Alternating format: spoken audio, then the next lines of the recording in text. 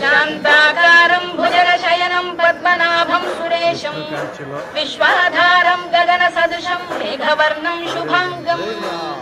लक्ष्मीकान्तं कमलनयनं योगिधृध्यानगम्यं वन्दे विष्णुं भवभयहरं सर्वलोकैकनाथं मेघश्यामं पीतकौशेयवासं श्रीवत्साङ्कं कौस्तुभोद्भासिताङ्गम् पुण्योपेतं पुण्डरीकायताक्षं विष्णुं वन्दे सर्वलोकैकनाथं नमः समस्तभूतानामादिभूताय भूभृते अनेकरूपरूपाय विष्णवे प्रभविष्णवे सशङ्खचक्रं सकिरीटकुण्डलं सपीतवस्त्रं सरसीरुवेक्षणं सहारवक्षस्थलशोभिकौस्तुभं नमामि विष्णुं शिरसा चतुर्भुजम् छायायां पारिजातस्य हेमसिंहासनोपरि